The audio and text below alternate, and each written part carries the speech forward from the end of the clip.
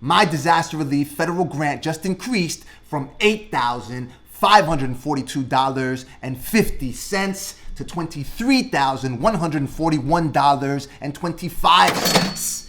In this video, I'm going to show you how to double, triple, quadruple, or simply increase the amount of disaster relief stimulus federal grant for which you qualify. As you may very well know, the Biden-Harris administration released a fact sheet reading that a number of people who operate sole proprietorships, independent contractors, have not been able to participate with a usable amount of money from the Paycheck Protection Program. This is the federal grant that I'm talking about. It's a PPP loan. Now, the Paycheck Protection Program loan essentially becomes a grant as long as you use it to fund approved expenses. Approved expenses are 60% on payroll expenses and 40% on other approved expenses. For instance, rent, mortgage, interest, other operational expenditures. As the fact sheet reads, these types of businesses, which include home repair contractors, beauticians, and small independent retailers, make up a significant majority of all businesses. In other words, people who simply sell something. Remember, I told you that the whopping majority of small businesses in this country constitute non-employer firms. Over 25 million non-employer firms, meaning businesses that simply sell something. And these businesses are operated by one person, whether you do DoorDash, Uber, whether you're a beautician, as it reads right here, whether you have a business selling things on eBay, such as my Bob Ross bobblehead dolls that I showed you on several videos in the past. Of these businesses, those without employees are 70% owned by women and people of color, yet many are structurally excluded from the PPP or were approved for as little as $1. Some people are getting approved for a grant of $1. I'll tell you why shortly, because of how PPP loans are calculated. To address this problem, the Biden-Harris administration will revise the loan calculation formula for these applicants so that it offers more relief and establish $1 billion set aside for low-income communities. Now, following up on this fact sheet, the Small Business Administration sent me an email basically parroting the information on there. So basically, we'll go ahead and scroll down, and right here. First off, they're going to establish a 14-day exclusive PPP loan application period for businesses and nonprofits with fewer than 20 employees. Now, don't go and apply for the Paycheck Protection Program yet, because the information about to release in this video is going to tell you how you can ensure that you get the most amount of money for which you qualify. Allow sole proprietors, independent contractors, and self-employed individuals to receive more financial support by revising the PPP's funding formula for these categories of applicants. So, it's going to be a new formula. What's that formula? Me being the inquisitive person that I am, as you very well know through the open lines of communication that I've shared with the Small Business Administration, I went ahead and asked a couple of questions. Good morning, Carol. I hope this message finds you well. I'd like to ask you a couple of questions, especially regarding this statement right here. Allow sole proprietors, independent contractors, self-employed individuals to receive more financial support by revising the PPP's funding formula. So, Stacey Cowley, as you very well know, if you have been watching me from the jump, you know that we've contacted Stacey Cowley when she cited S.4227 and wanted more exposure to S.4227 that would allow the full distribution of the $10,000 economic injury disaster loan grant to all legitimate small business applicants. She went ahead and included the S.4227 program in her article after we went ahead and emailed her the amount of PPP loan for which they qualify by using gross revenue instead. Okay, Stacey Cowley reported these single-owned businesses will be able to calculate the amount of PPP loan for which they qualify by using gross revenue instead of net income. So let's take a look at this New York Times article, right, that I cited right here. This is the paragraph that I want you to pay attention to. Loans for sole proprietors will now be based instead on gross income, a figure that excludes many expenses. That will allow unprofitable businesses to qualify and allow many applicants to collect much larger loans. See, what happens is that a number of people that especially run non-employer firms, run these small businesses with fewer than 20 employees, they deduct as much of their revenue as possible so they could lower their taxable income. So that taxable income under the first formula that you used in order to determine how much of a PPP loan for which you qualify is coming from net income, right? It's coming from after all these deductions. So that's a relatively small amount in comparison to the entire gross income, and I'll show you why. And being that you would have to use your net income, then you only qualified for 2.5 multiple on your monthly net income. And I'll show you how to go ahead and do that in a minute. So this comes from the New York Times, however, that businesses would be allowed to use their gross income as opposed to their net income. So you use your gross income, which is a higher amount. If you made $100,000 and you deducted $50,000, you would only be able to make that calculation or calculate the amount of Paycheck Protection Program loan for which you qualify by using that $50,000 as opposed to $100,000, according to the New York Times. And we went ahead and confirmed this with the Small Business Administration. Now you can use that whole gross. So it's a larger number. You qualify for more money. And I'm going to show you. So that comes from the New York Times. It's an unofficial source. It is a mainstream and it is, quote, the publication of record. However, I wanted to go ahead and confirm that. And I asked Carol, I don't see a government source for this information. Will sole proprietors, independent contractors, and self-employed individuals be able to calculate their PPP using gross revenue instead of net income? I also asked them whether single member LLCs and other businesses operated by one person will be able to calculate their PPP loan amount by factoring gross revenue instead of net income, because they only mentioned sole proprietors. However, most single member LLCs, I'm sure, file their taxes just like a sole proprietorship applies taxes on their 1040 using Schedule C. So it's the same process as a sole proprietorship.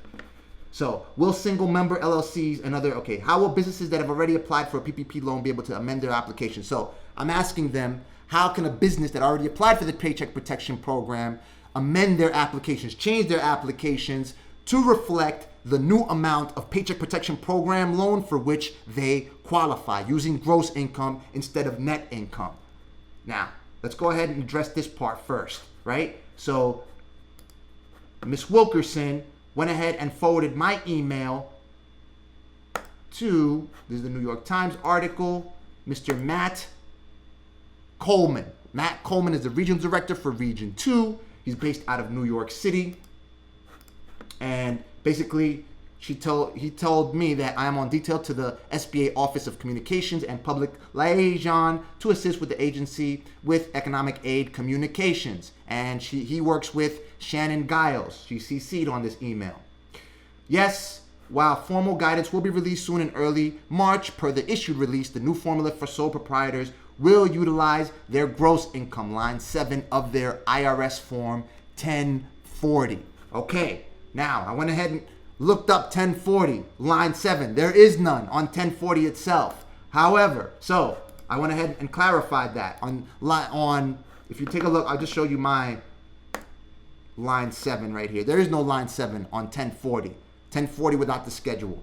There's only 7A, and on 7A you list your net income. Again, using the same number. So I'm pretty sure that he miswrote that. So I went ahead and clarified that. I asked him. Again, thank you so much for your prompt response, Matthew. One last thing, I just noticed that there is no line 7 on Form 1040. Line 7A and 7B of IRS Form 1040, however, is for net income. Line 7 on Schedule C of Form 1040 nonetheless lists gross income. So he meant Schedule C, and I'll show you. Did you mean to write that the new formula for sole proprietors will utilize their gross income, line 7 of Schedule C of 1040?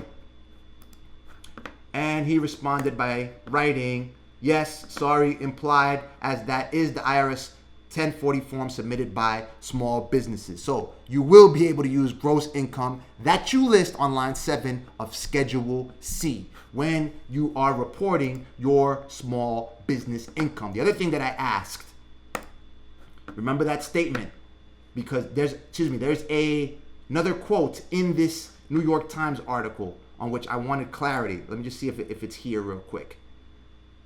All right, look what it reads. Those customers are out of luck. The SBA will not retro. This is for people that already applied for a Paycheck Protection Program loan. Will these people be able to change their application so it can reflect the new amount for which they qualify through the Paycheck Protection Program loan?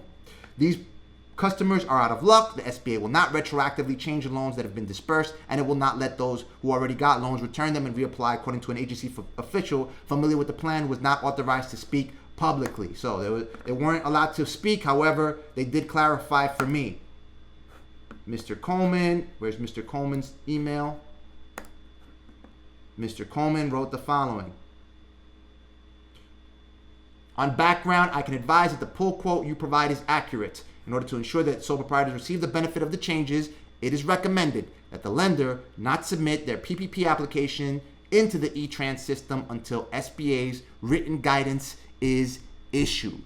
So if you have not applied for the Paycheck Protection Program, don't do so until the SBA releases official guidance to your lender, informing them of the new way that customers or applicants should apply or should calculate the amount of Paycheck Protection Program loan for which they qualify, or for which you qualify. So don't apply as of yet. Remember that I told you that I already applied through Bluevine. And as a blessing in disguise, here's what happened.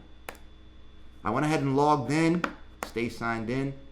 Your application was not approved. So I'm canceling this application, of course, and I'm waiting to apply once the Small Business Administration releases official guidance to these lenders. Now, how did my grant go from $8,542.50 to $23,141.25? So here's my 1040, as I showed you before. Net income of $41,004. So we went ahead and calculated that. $41,004 divided by 12 equals 3,417 times 2.5 equals $8,542.50. That's the amount of Paycheck Protection Program for which I qualified. Now, if I use line 7 of Schedule C, however, my gross revenue is $111,078. So I go ahead, $111,078 divided by 12 was $9,256.50 times 2.5 equals $23,141.25. Now, there are a number of you that are saying, oh, but now the federal government has torn another one in me because I already applied for the Paycheck Protection Program. Here are the people you have to contact. This is the U.S. Senate Committee on Small Business and Entrepreneurship. We've opened a line of communication with them in the past when we were demanding that the Small Business Administration disperse the full $10,000 EIDL grant to all legitimate small business applicants. These people, they engineered the Paycheck Protection Program and the Economic Injury Disaster Loan Program as disaster relief package included in the CARES Act. So go ahead and contact them and tell them, because it's not fair. If you qualify for more money, go ahead and demand that from them. Contact the U.S. Senate Committee on Small Business and Entrepreneurship through their contact page. Again, call them at 202-224-5175 or simply fill out this contact form and let them know that you already applied for Paycheck Protection Program. However, the Small Business Administration is revising the formula that you will use to calculate the amount of Paycheck Protection Program loan for which you qualify. However, the Small Business Administration has stated that the agency will not allow people to change or amend their applications in order to request the additional amount of money for which you qualify. Tell them that the Senate has to have the Small Business Administration allow you to change your application for the Paycheck Protection Program loan so you can receive more funding for which you qualify under the new rules. Or they simply have to have a way for you to request more money for which you qualify. Or you can communicate your grievances to Mr. Josh Duncan, who is the research assistant for Florida Senator Marco Rubio, who is the chairman of the U.S. Senate Committee on Small Business and Entrepreneurship. We have spoken to him in the past, or rather exchanged messages, and you can reach him at Josh_Duncan at sbc.senate.gov. Talk soon.